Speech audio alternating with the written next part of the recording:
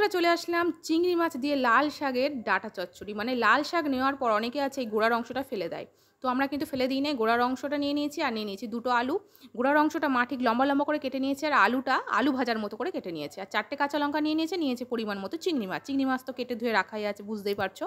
তারপর কড়াইতে পরিমাণ মতো সর্ষের তেল দিয়ে দিয়েছে 5 ফোড়ন। ফোড়নটা হয়ে যাওয়ার পর তাতে দিয়ে দিয়েছে আলু, কাঁচা লঙ্কা আর চিংড়ি মাছ। তোমরা চাইলে চিংড়ি মাছটা আগেই ভেজে নিতে পারো, মা একসাথেই ভেজে নিয়েছে। তো তারপর তার উপর দিয়ে দিয়েছে সামান্য একটু হলুদ, পরিমাণ মতো একটু হলুদ আর কেটে রাখা ডাঁটাগুলো দিয়ে একটু নাড়াচাড়া করার পর তাতে দিয়ে দিয়েছে কুমড়োটা দেওয়ার কারণই হলো 3 রকম সবজি হয়ে গেছে, মানে ওর জন্য মা এখানে কুমড়োটা অ্যাড করেছে। তোমরা চাইলে দিতেও পারো, নাও পারো। তারপর দিয়ে দিয়েছে স্বাদ মতো লবণ আর পরিমাণ মতো ধনে গুঁড়ো দিয়ে তারপর খুব ভালো করে অল্প অল্প জল দিয়ে খুব ভালোভাবে মশলাটার সঙ্গে সবজিটা কষিয়ে নিয়েছে। যখন কষানো হয়ে গেছে, একটু তেল ছেড়ে গেছে, পরিমাণ মতো জল দিয়ে লো ফ্লেমে কিছুক্ষণ বসানো ছিল।